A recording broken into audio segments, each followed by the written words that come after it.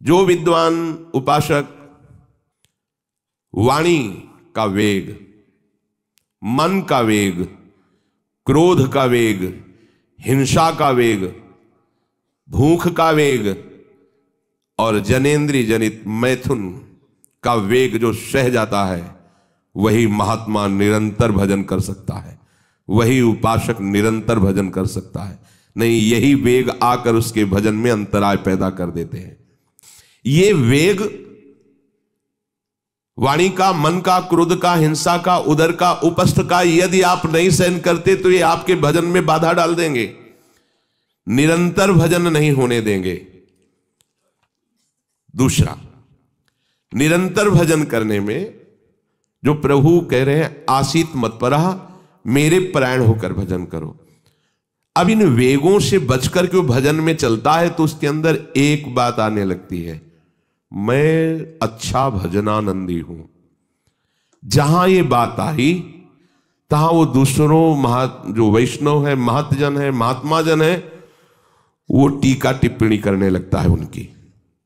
ये होता है अपने में श्रेष्ठ भाव आने पर दूसरे साधकों की, वैष्णवों की, महापुरुषों की, महतजनों की वो टीका टिप्पणी करने लगता है। ऐसा क्यों, ऐसा, ऐसा क्यों, ऐसा।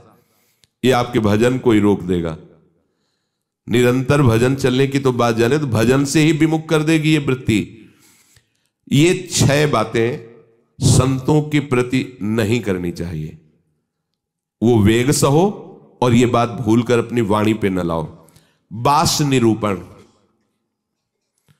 किसी भी संत महात्मा वैष्णव के विषय में ऐसा कहना, ये तो महलों में रहते हैं या ये तो गांव में रहते हैं, ये तो इनको तो गंगा किनारे या स्मशान में कहीं खंडहर में रहना चाहिए, बाबा जी हैं ऐसे वैसे। वास निरूपण करना, तभी जब अहम जागृत होता है तो संतों की प्रति टीका टिप्पणी शुरू हो जाती है। वास निरूपण, किसी भी संत महात्मा वैष्णव के प्रति उसके वास के विषय में बोलना।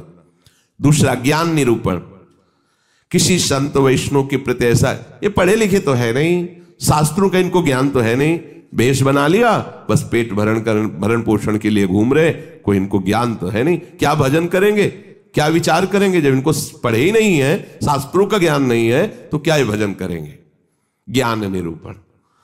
तीसरा, जाति निरूपण, अच्छा ये अमुक जाति के हैं, हाँ तभी चाहे जितना बेस रख ले, नीच जाति का तो नीचे जाति का रहेगा ना।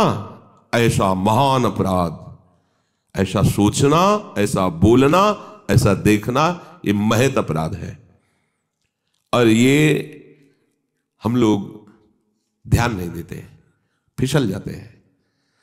एक बार एक जगह महात्माओं की पंगत लगी हुई थी, तो उसमें एक महात्मा को पंगत लगवाने वाले में जो श्रेष्ठ थे, उन्होंने एक थप्पड़ मारा और निकालने लगे। वहां हमको भी सेवा दी गई थी, पत्तल उठाना और पोछा लगाना बाद में। तो परोसाई जब होती थी तो उस समय खड़े रहते थे। तत्काल गए, हमने कहा आपने क्यों थप्पड़ मारा? तो उन्होंने जाति निरूपण किया कि इस जाति का है, तुम नहीं जानते हो, और ये साधुओं की पंगत में बैठा है, उनका आचार्य परंपरा का तिलक लगाए हुए है और भेष धारण किए हुए है। आप आचार्य परंपरा की प्रधानता रखते हैं या जाति की प्रधानता रखते हैं? वो महात्मा अश्रु प्रवाह करने लगे कि क्या मेरे को भगवान का भजन करने का अधिकार नहीं है? क्या मेरे को भगवत प्रसाद पाने का अधिकार नहीं है? जब हमें गुरु ने वस्त्र दिया है, भेष दिया है, तो हम संतों की सभा में उन्हीं की आज्ञा से बैठे हैं। वैसे हम इस योग्य नहीं हैं, पर बैठे हैं। उनकी दयनीयता देखकर तत्काल उनको हृदय से लगाया और उनसे कहा कि दोबारा ऐसी गलती ना हो। ये क्या मर्यादा है वेश के ऊपर? और उनके चरण पकड़े, एक बार इनको क्षमा करके आप बैठ जाइए, आप प्रसाद पा लीजिए। उस समय भागवती का आवेश में बोले, उनकी सामर्थ्य नहीं हुई, दोबारा उनको वो प्रसाद पा के निकले। मन में ठान लिया कि झोला उठाओ और भागो यहां से। नहीं, जहां संत का अपमान हो वहां नहीं टिकना चाहिए। तो भूल हो जाती है। राजसूय यज्ञ में भगवान ब्रह्मा से लेकर के सब ईश्वर कोटि के महापुरुष पधारे थे, जिसमें स्वयं सर्वेश्वर भगवान श्री कृष्ण विराजमान थे। और उस पवित्रता का क्या वर्णन करना, जहां साक्षात धर्मराज विराजमान है, वहां अपवित्रता का प्रवेश नहीं हो सकता।